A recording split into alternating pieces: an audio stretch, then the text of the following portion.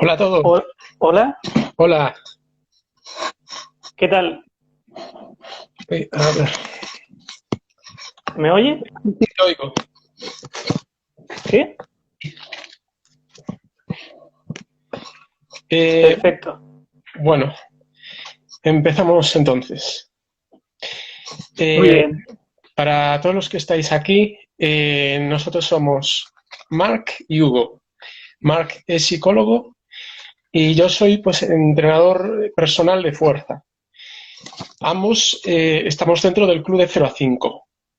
¿Qué es el Club de 0 a 5? Pues es un proyecto que crearon Miguel Camarena y David Marchante, David de Power Explosive, para ayudar a gente diversa, sobre todo del mundo del campo del entrenamiento y la salud, pero vale para cualquier tipo de persona, eh, ayudarles a montar lo que es su proyecto o su negocio en el mundo digital, en Internet, aprovechando las herramientas que hay hoy en día, pues con las redes sociales y otro tipo de aplicaciones, porque esto es lo que ya toca, lo que viene. Así es, sí, sí. Sí, la verdad es que, bueno, como has dicho, mm, eh, la situación actual que estamos viviendo con el virus, con el coronavirus, afecta y favorece al mismo tiempo que tengamos que adaptarnos, y una adaptación es justamente ir al mundo digital. Correctamente. De hecho, con esto del coronavirus, lo que ha sucedido es que hemos como avanzado 5 años hacia el futuro, lo que dicen unos expertos, ¿no?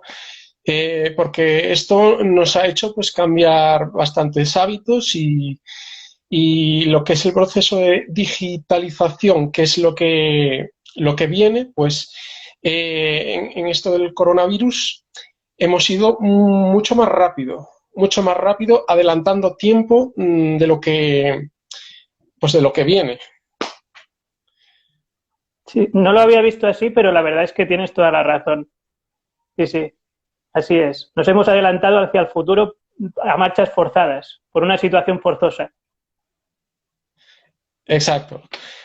Pues bueno, vamos a empezar entonces a entrar en materia Perfecto, perfecto. y bueno, vamos a hacernos unas preguntas el uno al otro y no sé quién quiere empezar. Como quieras, por mí, como quieras, la verdad. Si quieres empezar tú, adelante. Si quieres que yo haga las preguntas primero, como tú prefieras. Pues estamos igual porque también para mí es indiferente. O lo Vale, echamos a cara y todo, pero bueno, pues si acaso empiezo yo a preguntarte un poco, ¿no? ¿Te parece bien? vale, de ¿Sí? acuerdo. Vale. A ver si pongo Pues bien. me gustaría saber quién. Ah, sí. Sí, dime. Vale. Pues para empezar, me gustaría saber quién es Hugo, ¿no? ¿Quién hay detrás de la cuenta de Hugo Athlete Coach? Bueno, en esta pregunta me voy a explayar un poco, bastante. Eh, Vale. Hugo Athlete Coach, pues es el nombre que tengo en la cuenta de Instagram, pero en realidad el nombre de mi marca se llama Movement Pattern, traducido al español, patrón de movimiento. Y ese Uh-huh. nombre, pues lo he sacado de los libros de un autor que me gusta mucho, de ciencias del deporte. Y, y se lo puse a un canal de YouTube que empecé en 2018, en mayo. Y yo en ese canal, pues yo quería divulgar contenido de lo que es ciencias del deporte. Y, Uh-huh. y bueno, dentro de lo que es la ciencia del deporte, a mí los campos que más me gustan son la biomecánica, que es, ¿cómo decirlo? Una combinación de la kinesiología, que es una anatomía funcional, con la cinética, que es una parte de la física que estudia el movimiento. Y también el otro campo de la ciencia del deporte que a mí me gusta es el entrenamiento de la fuerza, la preparación física, sobre todo para el deporte. Y bueno, pues a mí me pareció muy acertado ese nombre para, para intentar reflejar lo que es la esencia de mi proyecto. ¿Qué pasa? Pues que en esto del Club de 0 a 5 pues he creado otro perfil en Instagram, porque yo Instagram pues no lo tenía explotado. Y entonces, para intentar también personalizarlo un poco, pues puse el nombre de Hugo Atlet Coach, pues para darle un toque personal también. Y también, pues por lo de Athlete Coach, hacer también referencia a lo que es el entrenamiento de la fuerza. Pero realmente utilizo ambos nombres. Y luego, pues, Vale. por explicar un poco sobre pues mi historia, ¿no? Por decirlo de alguna manera. Vamos a ver. Y yo desde pequeño pues me atrajo el deporte, como a mucha gente, ¿no? Y bueno, pues yo empecé pues jugando de adolescente al baloncesto. No es que fuera ni muy bueno ni muy malo, pero bueno, el deporte me empezó a enganchar. ¿Qué pasa? Pues con el tiempo pues llegué a probar otros deportes como el atletismo. El atletismo fue el deporte que más tiempo practiqué y a partir de ahí pues me fui enamorando más del deporte. Y yo como soy una persona de ciencias, digamos, pues yo el deporte empecé a verlo como una ciencia, a tomármelo como una ciencia. Y como a mí me gusta mucho saber el porqué de las cosas, pues empecé a leer mucho de ciencias del deporte, sobre todo de lo que son lo que es la parte del entrenamiento de la fuerza y, y también pues de planificar entrenamientos pues para atletismo, y aprender también pues la técnica de los movimientos, que es lo que sería pues la parte de biomecánica. Y bueno, pues yo pues me formé mucho por mi cuenta leyendo un montón de libros, muchos en inglés, que los compré a Estados Unidos. Y bueno, pues aprendí un montón y de gente pues que yo buscaba pues aprender de gente que tuviera autoridad, que fuera experta en sus campos. O sea, mentores. ¿Qué más? También pues hice formaciones sobre todo pues formaciones online, como todas las de David Marchante, pues las hice todas. El primer máster de Power Explosive, el de especialista de press de banca, la formación Power Explosive, saqué también el certificado de entrenador Power Explosive, me compré la revista de Power Explosive Refresh, que es 100% recomendable para quien quiera formar y mantenerse actualizado en lo que es el campo de las ciencias del entrenamiento y de la salud, ¿no? Incluso también te para ti, que eres psicólogo. Y bueno, yo soy muy autodidacta y aunque también tenga una titulación oficial de lo que es el campo de deportes, realmente donde he aprendido más es por mi propia cuenta y en una formación pues que no es oficial, ¿no? Pero que me ha aportado mucho valor. Vale. Y bueno, básicamente eso. Luego pues he creado la cuenta de Instagram, con esto del club de 0 a 5 y yo quiero divulgar pues información relacionada con el entrenamiento de la fuerza, porque me parece pues que es la base para poder mejorar en todo lo que más, en todo lo demás, perdón, que es del campo del deporte y de la salud. Me parece pues que es la base de todo y me encanta.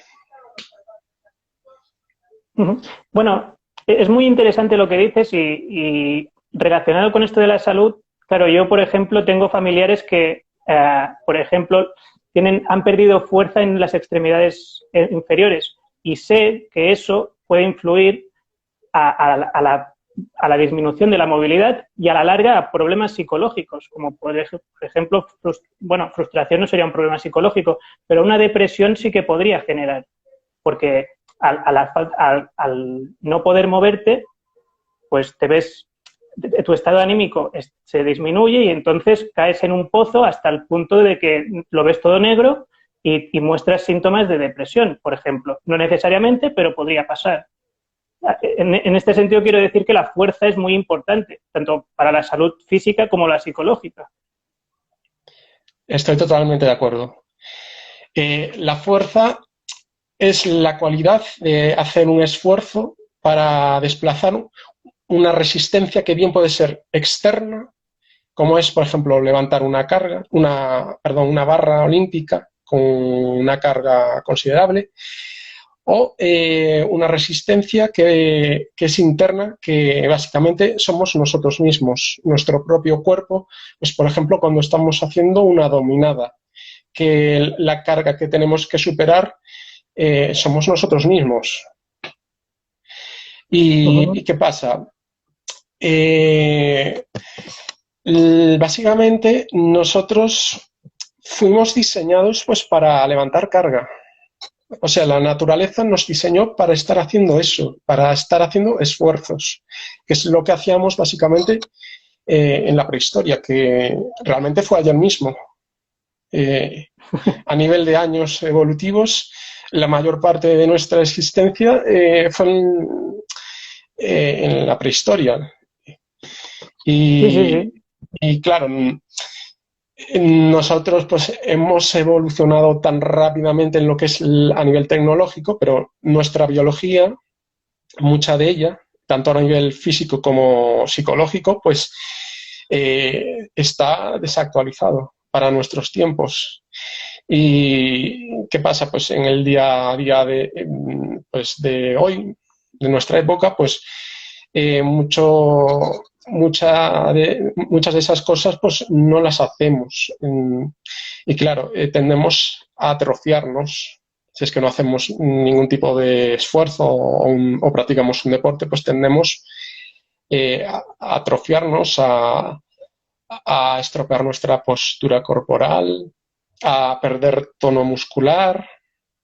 Tendemos a estar también muy enjaulados en lo que es en una silla, sentados, y la silla es muy mala. Es el peor invento de la humanidad para mí. Y bueno, que repercute negativamente en lo que es en el ser humano y en lo que es la habilidad de poder desarrollar y mejorar nuestros niveles de fuerza. Sí, bueno, hablamos has dicho que tanto a nivel físico como psicológico, pero claro, la psicología siempre ha tenido ese dilema, por decirlo así, o siempre no, pero ha tenido ese dilema de separar lo físico de lo mental, ¿no? Y al fin y al cabo, lo mental no es más que el producto del cerebro, quiero decir, de una estructura física, que es el cerebro. En este sentido, también es físico, quiero decir, ¿no? O sea, que lo separamos para entenderlo mejor o para dividirlo o para comprenderlo, pero al mismo tiempo hay una estructura física y luego surge pues lo mental, que sería el funcionamiento del cerebro, por así decirlo, como puede ser el funcionamiento del corazón, que lo mental sería como cuando hace el pulso, el corazón, pues eso sería lo mental en el cerebro. Ujú. No sé si me explico. Sí, aunque yo también decía lo de la parte psicológica, que en muchos aspectos estamos eh, todavía desactualizados por los sesgos psicológicos que explican en el club, ¿no? De el sesgo de Sí, sí. escasez, el que tendemos a acercarnos al placer y a huir del dolor, a que somos todavía muy emocionales, porque aunque seamos más racionales que otros animales, en lo que es nuestro conjunto, seguimos siendo pues más emocionales que racionales a la hora de actuar, ¿no? Y eso, pues claro, está programado por la biología y programado para sobrevivir en unas condiciones que básicamente ya no se dan ahora y que eran las de antes, en la prehistoria. A eso me Ujú. refería yo. Sí, sí, sí, totalmente. Sí, estoy totalmente de acuerdo en ese aspecto que ya lo decía justamente el autor de Inteligencia Emocional, el Daniel Goleman, dice que estamos en un momento tecnológico X, muy adelantado, pero con recursos emocionales del Pleistoceno, ¿no? De la prehistoria, con recursos psicológicos de ese tiempo, del pasado. Así es. Me he leído el libro de, ¿cómo se llama? Pensar rápido, pensar despacio. El sistema uno y el sistema Uh 2. Me lo he leído y bueno, básicamente va por ahí. -huh. Bueno, y no sé cómo. ¿Quieres continuar haciéndome tú una pregunta? ¿Sigo yo con otra pregunta? Como Eh, quieras. Me es indiferente. Vale, pues si quieres te hago otra pregunta. Sí, ¿Para quién va dirigido tu contenido? ¿O a quién está destinado tu contenido? vale. Buena pregunta. Pues vamos a ver. Mi contenido va dirigido a toda aquella gente que quiere trabajar la fuerza de una manera más funcional. Es decir, trabajar con todo el cuerpo y, y bueno, centrarse más en lo que es la función y no lo que es la estética. Eh, claro, ¿qué tipo de personas, para qué tipo de personas le puede valer ese tipo de enfoque? Pues para personas principiantes que nunca han trabajado la fuerza, pero están interesadas en trabajar por primera vez esta cualidad y querer pues, con el tiempo levantar más carga y con ello pues ganar salud y mejorar en lo que es en niveles de fuerza y en gestos de su vida cotidiana también. Y luego, pues para gente que es deportista y que necesita ponerse fuerte para su deporte. Por ejemplo, una persona que hace atletismo o artes marciales o cualquier otro deporte, pues que exige ciertos niveles de fuerza que para rendir bien a la hora de realizar pues, los gestos típicos de su deporte. Y claro, este tipo de entrenamiento, un entrenamiento más funcional, con movimientos naturales, es el más adecuado para este tipo de personas. Y no pues, un entrenamiento que sería más de trabajar pieza por pieza o músculo por músculo, que es el que hacen los culturistas, pues que es más apropiado para sus objetivos, pero no para los nuestros. Muy bien. Bueno, ya te preguntaré más, porque has mencionado la estética, pero bueno, ya hablaremos sobre ello, si quieres. De acuerdo. Y me gustaría saber cuál es tu filosofía a la hora de entrenar, que un poco más o menos ya se Sí, vislumbraba, pero bueno. pues vamos a ver. A mí me gusta entrenar con todo el cuerpo, Uh todo el cuerpo a la vez. Y haciendo pues movimientos que son naturales. O sea que fortaleciendo movimientos naturales, que son movimientos, pues, para, como he dicho, los que la naturaleza nos ha diseñado para hacer en lo que es nuestra vida cotidiana, en Ujú. otro ámbito que ya apenas se da.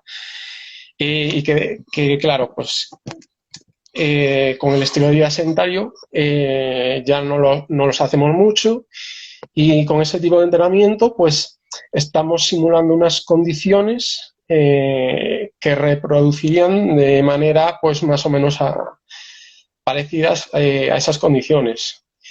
Y bueno, ¿qué más? También a mí eh, me gusta entrenar la fuerza porque pienso que es a la vez una inversión tanto para salud como para el rendimiento deportivo. Eh, Fuerza que no hipertrofia, entiendo, o no sé si entiendo bien. Quiero decir, fuerza de desarrollar la fuerza, no sí, tanto el músculo, o también. levantar más carga. A ver, Ujú, evidentemente algo de hipertrofia se produce y es una hipertrofia ujú. fisiológica, no buscada a propósito. Y es una hipertrofia Vale. física y natural. Y eso está muy bien, ¿eh? Eh, Otra cosa es que yo quiero centrarme en querer hipertrofiar y ganar más masa muscular que culturista. Eh, y ese no Ujú. es el objetivo. Y en mi caso, pues la hipertrofia y la parte estética sería un efecto secundario a mi entrenamiento, pero no es el objetivo principal. Y básicamente, pues el cuerpo de un atleta o de los relacionándolo pues con lo que había dicho, con los antiguos humanos de la prehistoria, son cuerpos naturales y con una proporción natural perdón, perdón, con una masa muscular proporcional a, Vale. a lo que son las características del cuerpo humano, pero no ir no con la mentalidad de que más es mejor y todo eso, no, sino manteniendo una proporción. No sé si me he explicado Ujú. Sí, sí, correctamente. sí, sí, sí, no es tanto, para resumirlo, y según lo he entendido bien, no es tanto la estética, sino la funcionalidad, ¿no? Es Sí, adquirir unas capacidades físicas que vayan en la línea de lo que estamos diseñados, al fin y al cabo. exacto. Y que la estética en sí sería un efecto secundario y es una, un cuerpo natural para tal como tendríamos que ser y para con las condiciones pues, con las que la naturaleza nos ha diseñado. Ujú. Vale, vale, vale, vale, vale. Claro, esto me lleva un poco a la siguiente pregunta, que es que, por lo que tengo entendido, es más conveniente hacer movimientos o ejercicios que impliquen más de un músculo, es decir, multiarticulares, que no ejercicios aislados, que también van bien, depende del objetivo, Exacto. quizá, pero si el objetivo es ganar fuerza, a lo mejor es más conveniente hacer, como digo, ejercicios multiarticulares. Me gustaría saber por qué crees que es más conveniente, porque claro, yo digo que es más conveniente, pero no sé exactamente la razón tampoco. Eh, Vamos a ver. Con los ejercicios multiarticulares, tú trabajas todo el cuerpo a la vez, ¿no? Ujú. Y Sí. reproduciendo movimientos naturales pues, que debemos estar haciendo. Eh, Aparte de eso, pues los niveles de fuerza que yo alcanzo son superiores a, a los que yo conseguiría si trabajo de la otra manera, solo con ejercicios monoarticulares. Y es una fuerza general de todo el cuerpo y además se mejora la motricidad, es decir, la habilidad Ujú. de realizar bien los gestos, pues bien para la vida cotidiana o para el deporte. Si trabajas solo ejercicios monoarticulares, eh, tú no trabajas la motricidad Y es más, si tú abusas de ciertos ejercicios, pues se puede producir una descompensación entre músculos agonistas y antagonistas, o entre un hemicuerpo y el otro. Y eso, pues, en vez de producir el efecto contrario, pues, es decir, la riqueza motriz, pues produce lo otro, que es la atrofia motora. O sea, Vale. que te estropea motrizmente. Claro, Sí, dime. no, no, bueno, no, era una reflexión de, claro, si un músculo está más desarrollado que otro, por ejemplo, en el brazo, si el bíceps está más desarrollado, el tríceps tendrá que hacer menos fuerza, por poner un ejemplo, ¿no? Según he entendido. Entonces es más, digamos que se generan descompensaciones si solo se trabaja más un músculo que otro. Exacto.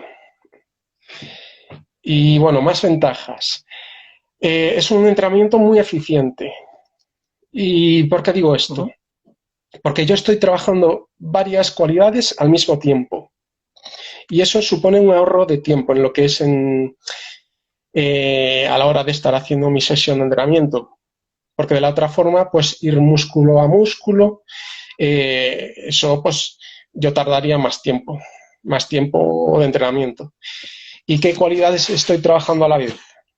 Pues la primera de ellas, evidentemente, la fuerza. Y estaría pues trabajándolo tanto en la fase concéntrica y en la fase excéntrica del ejercicio. Por ejemplo, en la sentadilla. La sentadilla Uh-huh. es un ejemplo de ejercicio multiarticular. En la fase concéntrica, que es cuando estoy levantado, pues estoy trabajando la fuerza de una manera concéntrica, es decir, en el que los músculos se encuentran acortándose. Y luego en la fase excéntrica, que es cuando estoy agachándome, pues los músculos que realizan la acción, ¿no? Pues se encuentran también ejerciendo fuerza, pero con la longitud de las fibras pues alargándose. Es decir, estoy trabajando la fuerza en todo el rango de recorrido de las palancas óseas o de las articulaciones. Uh-huh. Esta es la primera cualidad que trabajo. La segunda cualidad, la flexibilidad. Aunque no lo parezca, pues con el entrenamiento de la fuerza se puede trabajar a la vez la flexibilidad. Muchas veces nos presentan la fuerza y la flexibilidad como dos cosas antagónicas y que si abusas de la fuerza, pues vas a perder rango articular. Y eso no es así. Con los ejercicios multiarticulares, al realizar la fase excéntrica del ejercicio, en este caso, pues en el ejemplo de la sentadilla, la fase excéntrica es cuando yo estoy agachado, ¿no? Uh-huh. Agachado con la barra. Pues ahí estoy estirando los músculos de las piernas, o sea, glúteos, cuádriceps, aductores, isquiotibiales también, y también los músculos de la pantorrilla. Uh-huh. Y el tercer elemento es que estoy trabajando la estabilización de la columna. Es decir, los músculos del core están realizando su acción, la acción para los cuales han sido diseñados, que es impedir el movimiento de la columna. Y claro, estoy trabajando tres cosas a la vez, es un 3x1. En cambio, pues con un ejercicio monoarticular, por ejemplo, el curl de bíceps, que es un ejercicio muy común, pues Uh-huh. yo no estoy trabajando la flexibilidad. Y es más, con esos ejercicios, pues sí que se produce un acortamiento del rango de la articulación si abusas de ellos. Y evidentemente, pues en muchos ejercicios de aislamiento, sobre todo si lo haces en máquinas, sentados en máquinas, pues la musculatura del core pues no Ujú. está trabajando pues porque la espalda se encuentra estabilizada por la silla, o sea, el respaldo de la silla, ¿no? La silla pues ya estaría haciendo esa función de estabilización e impide que los músculos del core la hagan. Ujú. Claro. O sea, bueno, lo que has dicho, un 3 por 1. Un 3 por 1, sí. Son todas ventajas. Y bueno, es un entrenamiento que se puede hacer bien con cargas moderadas o ligeras para quien solo quiera mantenerse en forma, o con altas cargas, como brutos como yo, pues para quien quiera de verdad desarrollar la fuerza, o sea, fuerza máxima, y también se puede trabajar la fuerza explosiva y todo eso pues aplicarse al deporte. Por eso yo digo que Ujú. para mí es a la vez una inversión en salud y en rendimiento deportivo. ¿Y a qué deportes se puede trasladar el trabajar la fuerza, quiero decir? La fuerza de esta forma, con estos ejercicios. No Eh, quiero decir a qué deporte o disciplina deportiva se puede, o sea, si tú mejoras en fuerza, sí, ¿en qué deportes te puedes beneficiar? ¿Me explico? prácticamente, sí, sí, prácticamente, prácticamente de todos. Eh, pero claro, también depende de las exigencias de fuerza del propio deporte. Por ejemplo, en atletismo, eh, la disciplina de velocidad y de saltos, a ti te interesa tener altos niveles de fuerza explosiva. La fuerza explosiva es un tipo de fuerza en la que básicamente se trata de realizar un esfuerzo lo más rápido posible en el tiempo. Y con este tipo de ejercicios, pues te interesa trabajar de modo explosivo, aunque también te vale tener una base de fuerza máxima. Luego, pues en lo que es lanzamientos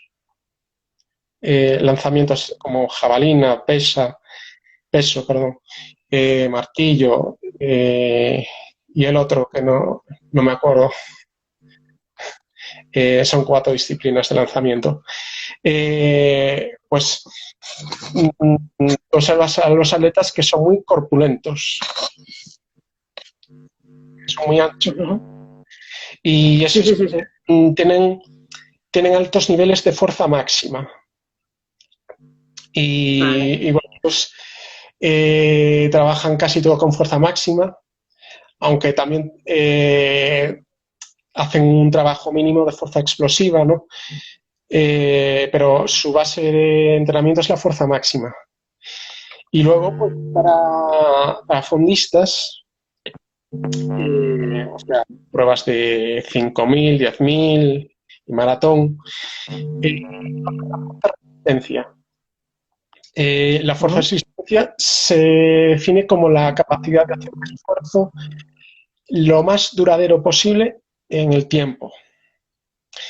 Y claro, pues este tipo de atletas pues les viene bien trabajar de manera pues con altas repeticiones y cargas ligeras moderadas, porque se trata Ujú. de que el músculo dure y aguante en todo el tiempo que dura la prueba. Claro, no sería tanto un ejercicio explosivo, por decirlo de alguna manera, que más de resistencia, ¿no? Sí, exacto. A Vale. ver, para todos les viene bien tener una base de fuerza máxima, porque el trabajar la fuerza máxima es una forma también de mejorar los otros tipos de fuerza. Pero luego, dependiendo de las exigencias del deporte, pues hay quien si le viene bien enfocarse casi todo en fuerza máxima, por ejemplo, los powerlifters. Eh, Luego, pues los deportes más explosivos que se centren casi todo en fuerza explosiva y los deportes de resistencia que se centren más en lo que es la fuerza-resistencia. Vale, vale, vale. O sea, para todo está un poco la base, ¿no? Que sería la fuerza, pero a partir de cada especialización, pues vas especializándote, baja la redundancia, en tipos de fuerza, ¿no? Exacto. Cada Muy bien, deporte muy tiene bien. exigencias y su tipo de metabolismo, el metabolismo que predomina, y claro, hay que adaptarse a ello y intentar ser lo más específico pues para rendir mejor. Claro, claro, claro. Muy bien, pues bueno, me falta una pregunta que era si la fuerza puede ayudar a quemar grasa o de qué manera puede ayudar el trabajar la fuerza en quemar grasa y qué diferencias hay respecto al ejercicio aeróbico, que normalmente es lo que la gente piensa, ¿no? Cuando Sí. quiere quemar grasa o quiere adelgazarse, pues venga, machacarse a la cinta de correr o hacer elíptica o hacer natación o hacer cualquier ejercicio que sea más cardiovascular. A ver, por las dos maneras tú puedes quemar grasa. ¿Qué pasa? Con el entrenamiento de la fuerza, tú a la vez pues estás trabajando el músculo. En cambio, en lo que es un ejercicio aeróbico, si tú abusas mucho de él, es decir, haces a muy alta intensidad y muy seguido, pues si tú no trabajas la fuerza, los niveles de masa muscular pues van a ir menguando. En cambio, pues Vale.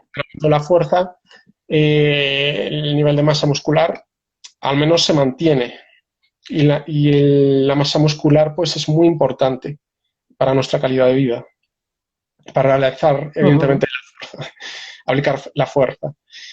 ¿Qué más? Otra cosa importante. Con el entrenamiento de la fuerza, pues tú realmente no estás, eso no repercute en lo que es en el desgaste de las articulaciones, sobre todo pues las rodillas, ¿no? En cambio, el entrenamiento cardiovascular, tú si no tienes buena técnica de carrera, pues ¿qué pasa? Pues pronto aparecen las lesiones y mucha gente se pone a correr sin tener una técnica eficiente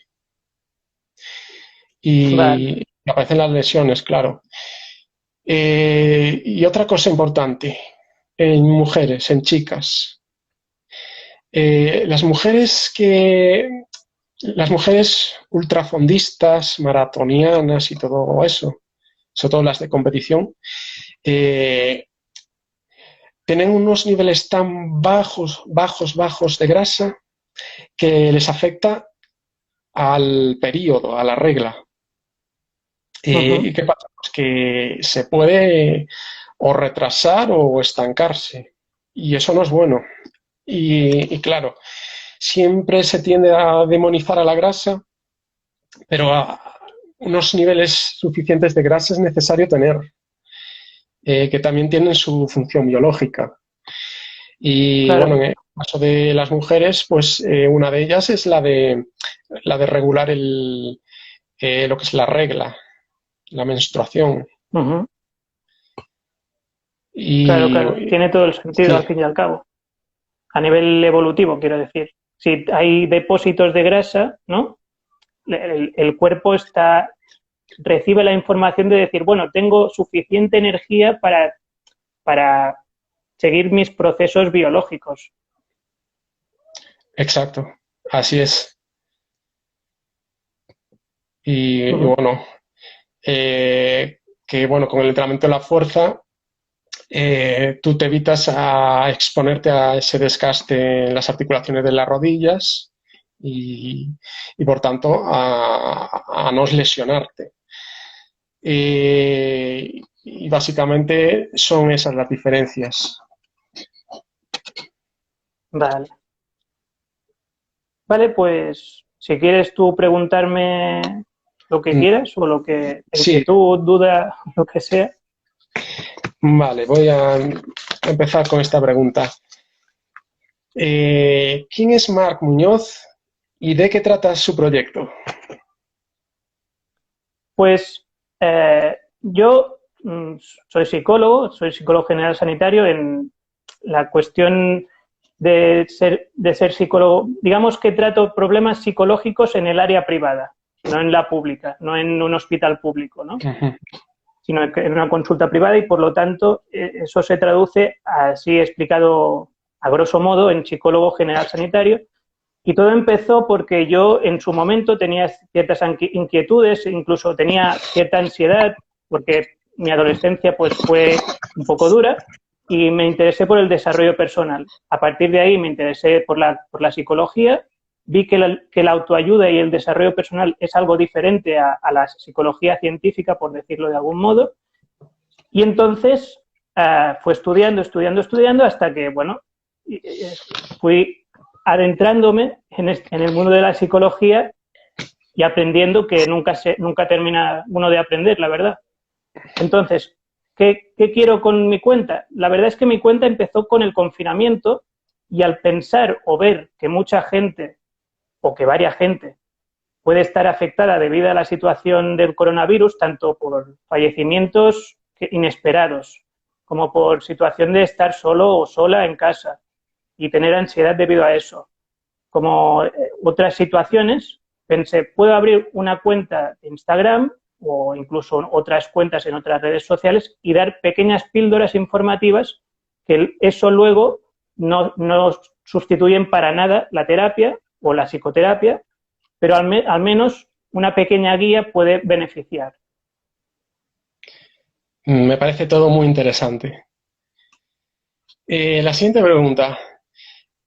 ¿Qué importancia tiene la psicología para el deporte y para la actividad física en general? Bueno, la psicología tiene una subdisciplina, que es la psicología del deporte en sí. Se llama psicología del deporte, y de lo que puede beneficiar, o a lo que puede beneficiar tanto al deporte como a la actividad física, es a la mejora de la concentración para conseguir los objetivos que te hayas marcado, o establecer hábitos que vayan en la línea de conseguir mejorar tu salud, como mejorar o estabilizar o gestionar mejor tu estado anímico, también en tu autoconfianza. Quiero decir que si trabajas algunos aspectos psicológicos, mejorarás la confianza que tienes en ti mismo o en ti misma, y al mismo tiempo también en los casos de competición o en casos no tanto de competición, puede venir bien para trabajar estar bajo presión, para trabajar el estrés y la ansiedad que implica tanto la competición como otras situaciones, sobre todo para competición, ¿no? Pero más orientado a este sentido del deporte competitivo. Exacto. Dentro de lo que es los objetivos de deporte, pues la parte competitiva es la que más exige el trabajar mucho la mentalidad, la mente, por la presión, pues para conseguir un resultado o más cosas, o incluso conciliarlo con la vida que a veces no es fácil. Y exacto, bueno, sí. en un objetivo recreativo del deporte, esas circunstancias pues básicamente no se dan. Ahora mismo quiero preguntarte, ¿crees que las personas que realizan el deporte con el fin competitivo deberían ir con más frecuencia a una consulta de psicología y que ello pues les repercutiría en más beneficios? Yo creo que, por un lado, puede venirles bien, siempre que, o sea, no necesariamente hay que tener un problema psicológico serio para ir a una consulta, aunque quizá la consulta no hay un psicólogo que esté especializado en el deporte. En los gimnasios, donde haya un equipo multidisciplinar, es donde quizá esté más esta figura de psicólogo deportivo, y que les puede venir mejor para conseguir los objetivos, para rendir más, para ir en la línea de disfrutar del proceso mientras se consigue el objetivo competitivo o deportivo que se tenga, ¿no? En una consulta también puede venir bien. Lo que pasa que en una consulta el psicólogo o la psicóloga no está tan especializada en el ámbito deportivo. ¿Y te parece bien que la figura de psicólogo deportivo se localice ejerciendo su trabajo en un gimnasio o un centro deportivo o que pueda también o que tenga pues su consulta aparte, ¿no? Por decirlo de alguna manera, en un centro de salud? Claro, si es yo creo que quizá está más claro en un gimnasio o en un centro deportivo. En una consulta también, porque el profesional puede especializarse en diferentes aspectos, ¿no? Ya sea en temas más de problemas o conflictos psicológicos serios, como puede ser una depresión, como puede ser un trastorno de la conducta alimentaria o cualquier problema que sea suficientemente serio, como en temas deportivos, ¿no? Si el profesional puede atender de forma coherente o de forma suficientemente bien en los diferentes ámbitos, pues puede estar en cualquier sitio, ya sea en una consulta, ya sea en un gimnasio. Quizá para las personas sí que es más claro y más coherente que esté en un gimnasio, que esté en un centro deportivo o en un centro de salud que se dedique al deporte, ¿no? Porque queda más claro, es más evidente, ¿no? Sí, le queda a mano, digamos. Al igual Claro, que junto al fisioterapeuta, eh, el biomecanicista, el entrenador. exacto, exacto. Y hablando ya sobre trastornos habituales en lo que es el mundo de la actividad física, eh, ¿qué opinas de los cánones de belleza que implanta la sociedad? Muchas veces, pues, que son distorsionados y también, pues, ¿qué opinas sobre el fortalecimiento del cuerpo únicamente con un objetivo estético? Yo creo que aquí pasa un poco, no sé si has visto la película Matrix, Sí, he que visto hay la... una escena, Sí, dime. vale, pues en la primera, justo en la primera hay una escena en que el protagonista le dan dos pastillas, ¿no? Y le dicen, ¿qué quieres, el mundo real o el mundo fantasioso, ¿no? Y creo que los cánones estéticos son un poco la fantasía donde todos vivimos y que se nos presentan para no ver el mundo real, que es que todos somos únicos, diversos, y está bien ser como somos, ¿no? Lo que pasa es que la sociedad se empeña en mostrarnos una imagen, sobre todo a las mujeres, aunque poco a poco va calando también en los hombres, se va mostrando una imagen algo distorsionada que a veces puede provocar problemas, sobre todo si se coge a rajatabla, ¿no?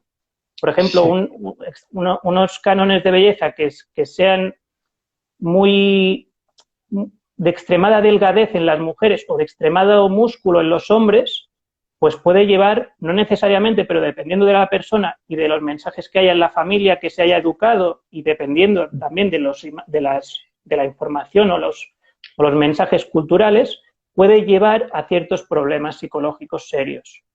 No es un uno más uno son dos, pero porque hay muchos factores, hay muchas cosas, pero en algunos casos, o en bastantes casos, desgraciadamente, pues puede pasar cosas que son peligrosas.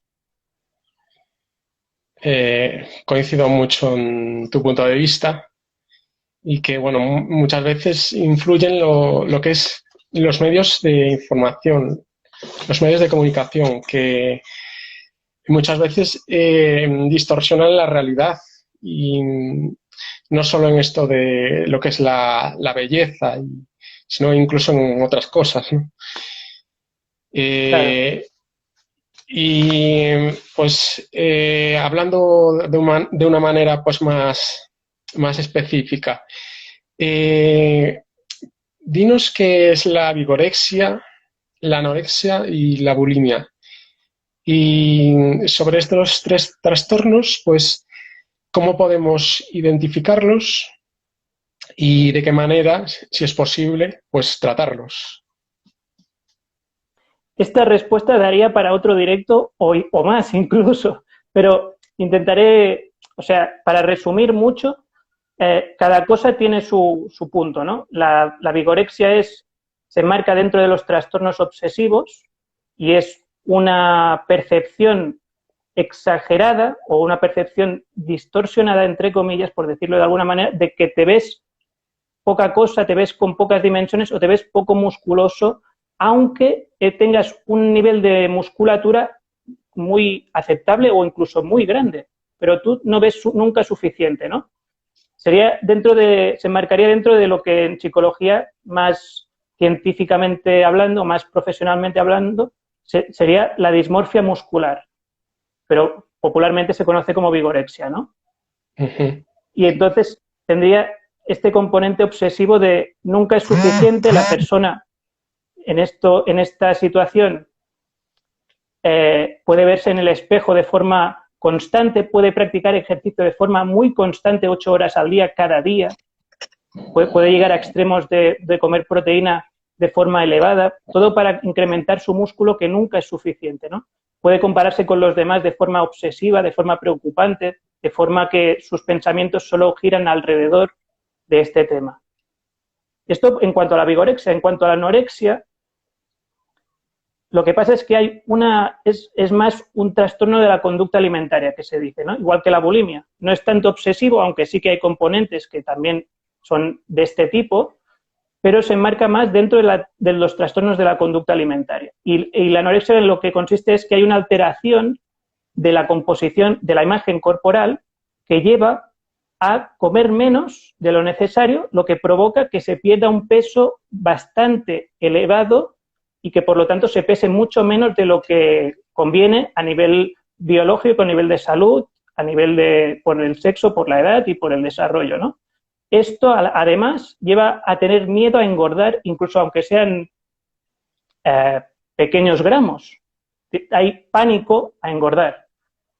Y ese pánico se puede traducir en conductas o en acciones que sean de tipo más restrictivo, es decir, no como, hago ayunos o hago mucho ejercicio, o por el contrario, de tipo de purga o atracones, ¿no? Es decir, yo me doy un atracón o me doy más bien para simplificarlo mucho con la bulimia, yo no como o como lo normal, pero luego me purgo, es decir, me provoco el vómito o uso laxantes, uso enemas, uso diuréticos, todo para eliminar toda la comida que he ingerido y por lo tanto adelgazarme, porque la delgadez en la mente de la persona se asocia al éxito, se asocia al poder, se asocia a la autoestima y eso es muy peligroso, porque la autoestima tiene que ser como un edificio que tenga diferentes columnas. Si solo tiene una,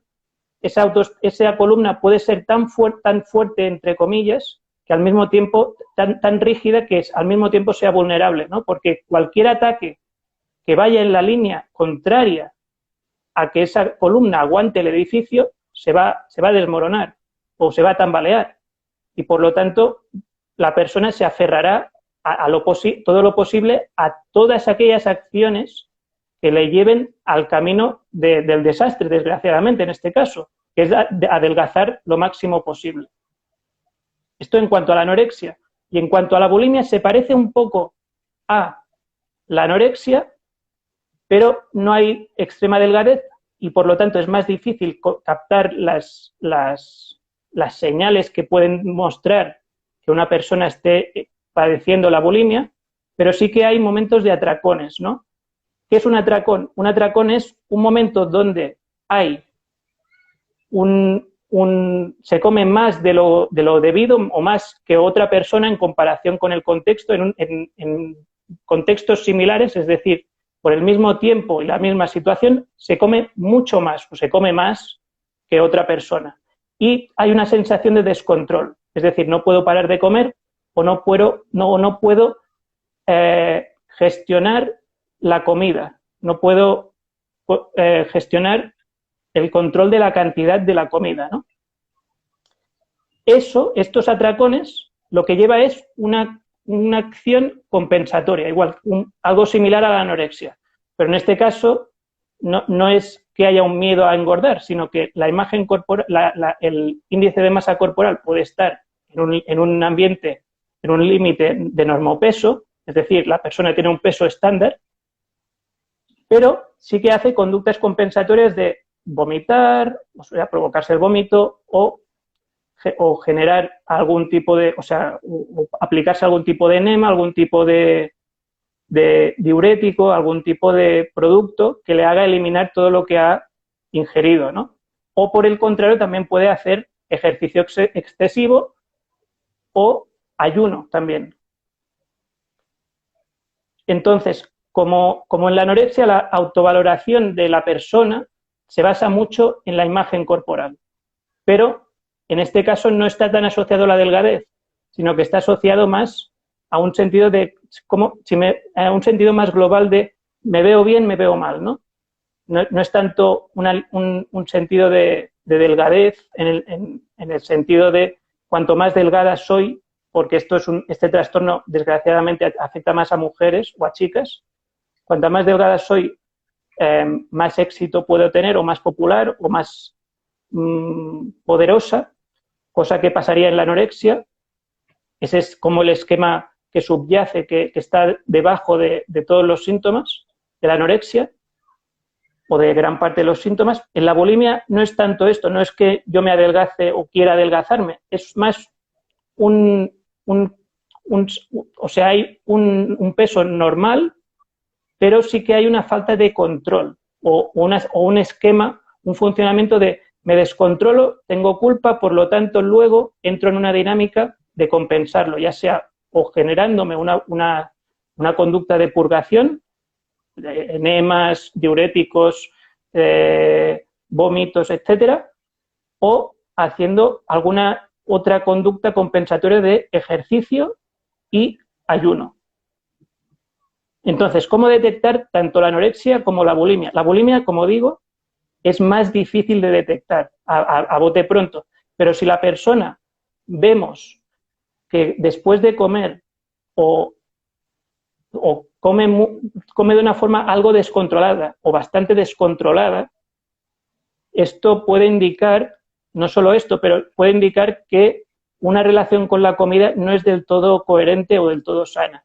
Si esta persona vemos que también tiene una sensación de urgencia al cabo de, ya sea inmediatamente después de comer o al cabo de unas horas, urgencia de ir al baño para vomitar, también podemos sospechar algo de que esa relación con la comida, sobre todo si esta acción se repite una vez mínimo cada semana durante 3 meses, podemos empezar a sospechar seriamente que esta relación con la comida no es sana y que, por lo tanto, podríamos o sería conveniente acudir a un especialista que hiciera el diagnóstico de bulimia y el tratamiento. Y en el tema de la anorexia, o en cuanto a la anorexia, si vemos que la persona está muy delgada, está irritable, se le ha ido la menstruación, que evidentemente eso es más íntimo, ¿no? Pero si vemos que la persona está irritable, está haciendo mucho ejercicio, come menos, hace juegos con la comida que son peculiares, como esconder la comida o no comer o comer menos, o tener mucho miedo a engordar, incluso en cuestiones como coger 200 gramos, que dices, no te vas a engordar por eso, o te vas a engordar de una manera que no se va a notar. Todas estas señales llevan a pensar que algo hay. Instagram me está avisando de que quedan 16, 15, 14, 13. Vale, El director te va a pagar ya. Hombre, si quieres, abrimos otro y continuamos, como tú quieras.